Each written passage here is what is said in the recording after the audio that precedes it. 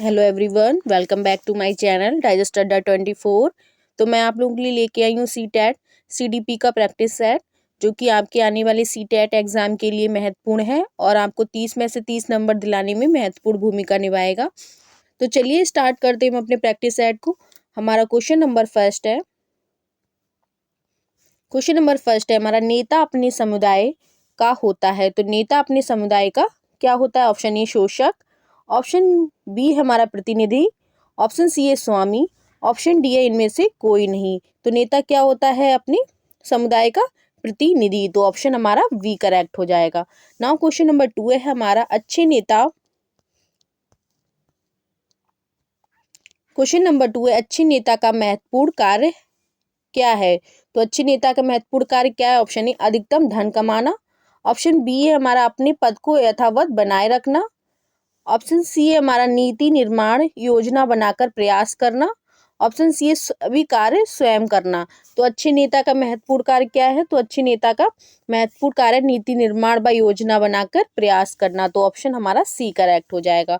Now question number third है हमारा, महात्मा गांधी स्वतंत्रता संग्राम में जिस गण के कारण देश के नेता बने वह था। तो ऑप्शन ए अंग्रेजों की विरोधी भावना, ऑप्शन बी सुंदर व्यक्तिगत, ऑप्शन सी दृढ़ संकल्प शक्ति, ऑप्शन डी इनमें से कोई नहीं। तो बाद किसके कारण महात्मा गांधी देश के नेता बने? दृढ़ संकल्प शक्ति। तो ऑप्शन हमारा सी करेक्ट हो जाएगा। नाउ क्वेश्चन नंबर 4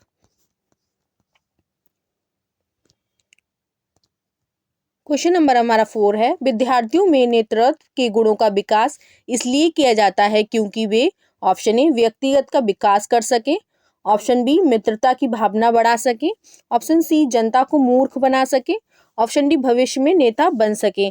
तो किस लिए किया जाता है विद्यार्थियों में नेतृत्व के गुणों का विकास? क्यों किया जाता है? जिससे वे व्यक्तिगत का विकास कर सके। तो हमारा ऑप्शन ए करेक्ट हो जाएगा।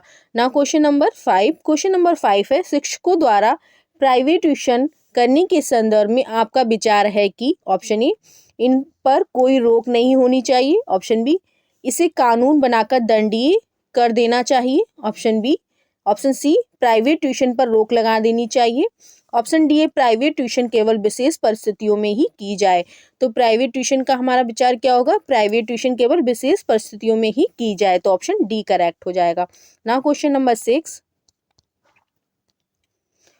6 है हमारा, छात्रों में अनुशासनहीनता के निराकरण का श्रेष्ठ उपाय है।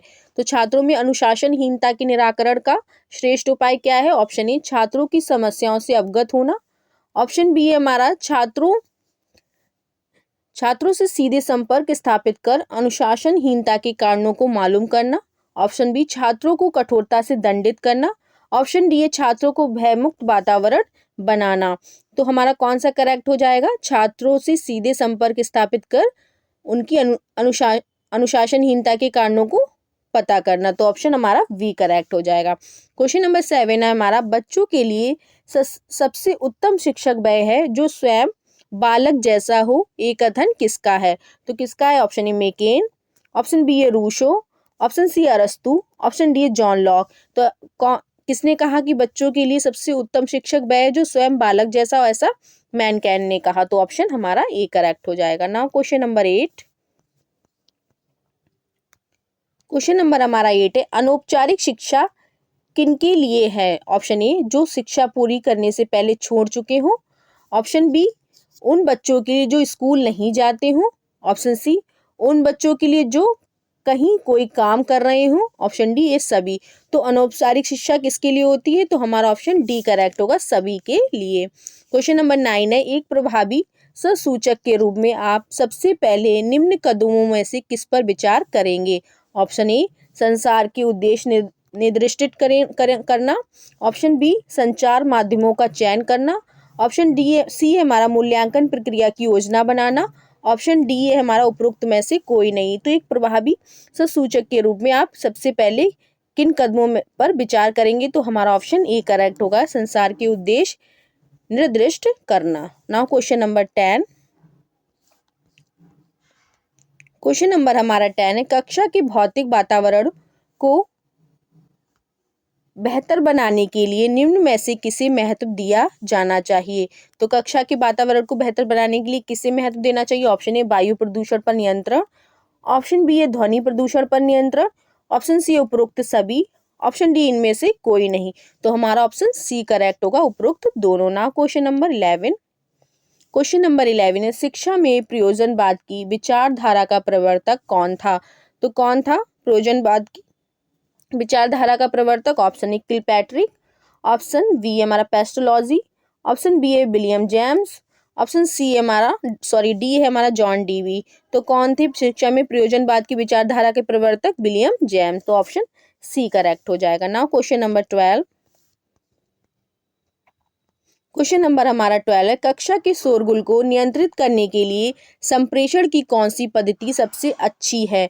तो कक्षा के शोरगुल को नियंत्रित करने के लिए संप्रेषण की कौन सी पद्धति सबसे अच्छी? ऑप्शन ए शांत होकर एक बच्चे पर नजर डालना, ऑप्शन बी बात मत करो बार बार कहना, ऑप्शन सी शोरगुल की परवाह किए बिना शिक्षण आरंभ करना, ऑप्शन डी विद्यार्थियों की आवाज से भी ऊंची आवाज में बोलना। तो सबसे अच्छी विधि कौन सी होगी? हमारा शोरगुल की परवाह किए बिना शिक्षण आरंभ करना। तो ऑप्शन सी करेक्ट हो जाएगा। क्वेश्चन नंबर हमारा 13 है प्रयोजनवाद ने किसे जन्म दिया? तो प्रयोजनवाद ने किसे जन्म दिया? ऑप्शन ए प्रोजेक्ट विधि को, ऑप्शन बी व्यवसायिक शिक्षा को, ऑप्शन सी शिक्षा की खेल विधि को, ऑप्शन डी हमारा बेसिक शिक्षा को। तो प्रयोजनवाद ने प्रोजेक्ट विधि को जन्म दिया। तो ऑप्शन ए करेक्ट हो जाएगा। क्वेश्चन नंबर 14 है हमारा अभ्यास से, ऑप्शन ए ज्ञानेंद्रियों का परीक्षण होता है, ऑप्शन बी याद होता है, ऑप्शन सी ज्ञान प्राप्त होता है, ऑप्शन डी गृह कार्य नियमित करने की आदत पड़ती है। तो अभ्यास से क्या होता है? ज्ञानेंद्रियों का परीक्षण होता है। तो ऑप्शन हमारा ए करेक्ट हो जाएगा। Now question number 15, question number हमारा 15 है कक्षा में आप कैसे प्रश्न करना पसंद करेंगे? ऑप्शन ए जिनका उत्तर सभी छात्र दे सके, ऑप्शन बी जिनका उत्तर देने के लिए छात्रों को कुछ सोचना पड़े, ऑप्शन डी जिनका उत्तर शायद ही कोई छात्र दे सके, ऑप्शन डी है जिनका उत्तर कोई भी छात्र ना दे सके। तो कक्षा में हमें कैसे प्रश्न पूछने चाहिए? जिनका उत्तर देने के लिए छात्रों को कुछ सोचना पड़े। तो ऑप्शन हमारा वी करेक्ट हो जाएगा। Now question number 16, question number 16 है हमारा शिक्षा की खेल विधि का अर्थ है। तो शिक्षा की खेल विधि का क्या अर्थ है? ऑप्शन ए खेल क्रियाओं द्वारा शिक्षा, ऑप्शन बी क्रियाशीलता पर जोर, ऑप्शन सी हमारा खेल की शिक्षा, ऑप्शन डी है खेल क्रियाओं द्वारा मनोरंजन। तो शिक्षा की खेल विधि का अर्थ क्या है? खेल क्रियाओं द्वारा शिक्षा। तो ऑप्शन हमारा ए करेक्ट हो जाएगा। Now question number 17, question number 17 हमारा खेल माध्यम से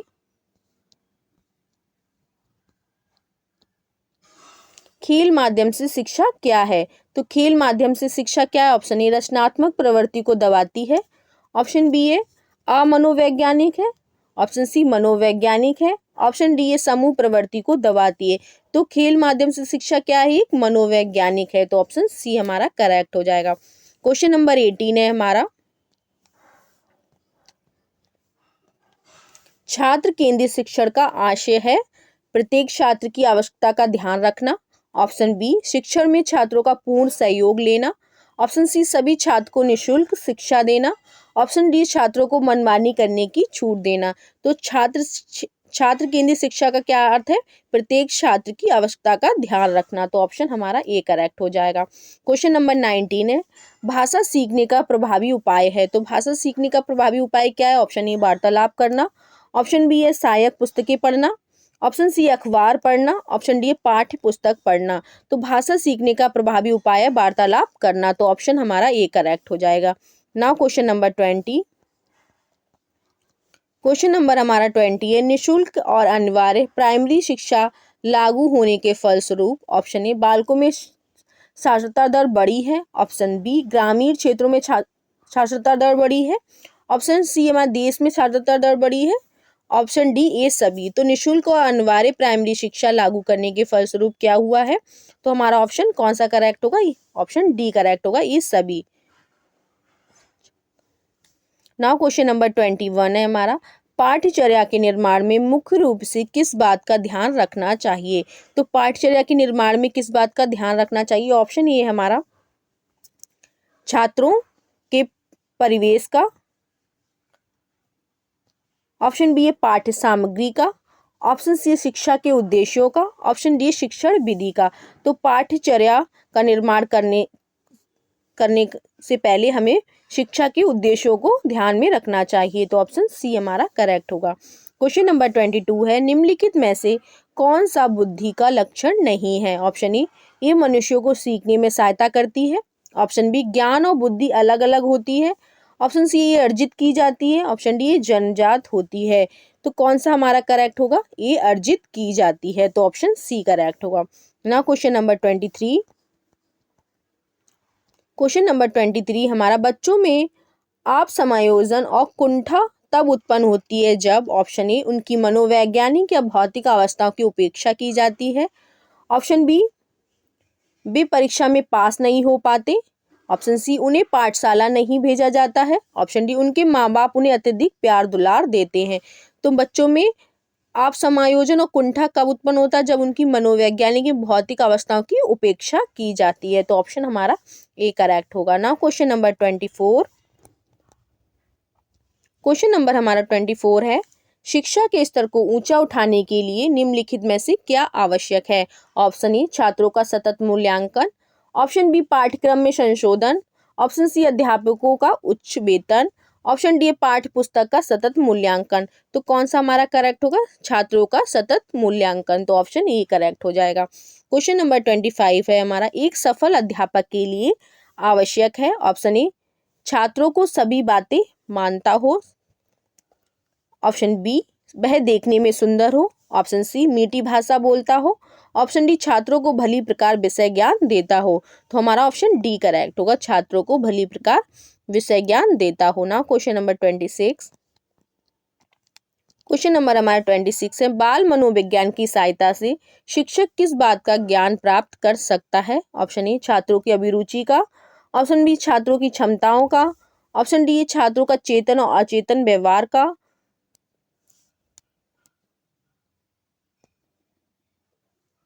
ऑप्शन डी है उपरोक्त तीनों। तो हमारा कौन सा करेक्ट हो जाएगा?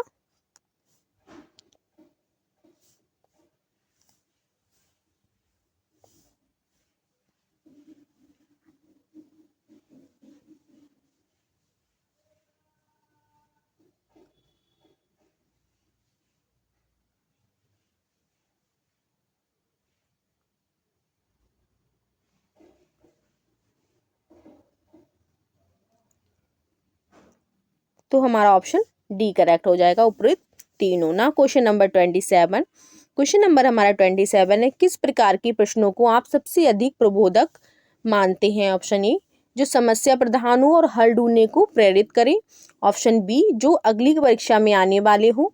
ऑप्शन डी, जो बच्चों का ध्यान आकर्षित करे।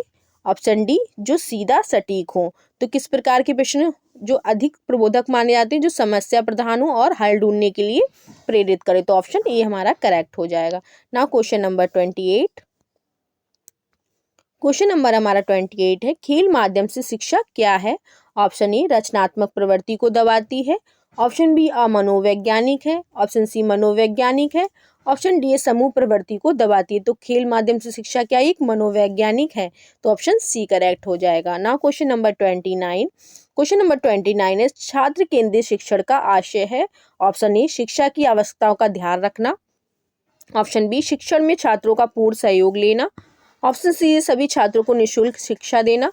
ऑप्शन डी, छात्रों को मनमानी करने की छूट देना। तो छात्र केंद्रित शिक्षा क्या है हमारी? छात्रों की आवश्यकताओं का ध्यान रखना। तो ऑप्शन हमारा ये करेक्ट हो जाएगा ना। क्वेश्चन नंबर 30, क्वेश्चन नंबर 30 है, भाषा सीखने का प्रभावी उपाय क्या है? ऑप्शन ए, वार्तालाप करना। ऑप्शन बी हमारा पुस्तकें पढ़ना। ऑप्शन सी, अखबार पढ़ना। ऑप्शन डी, पाठ्य पुस्तक पढ़ना। तो भाषा सीखने का प्रभावी उपाय क्या है? वार्तालाप करना। तो हमारा ऑप्शन ए करेक्ट हो जाएगा। तो ये रहा आज का हमारा प्रैक्टिस सेट।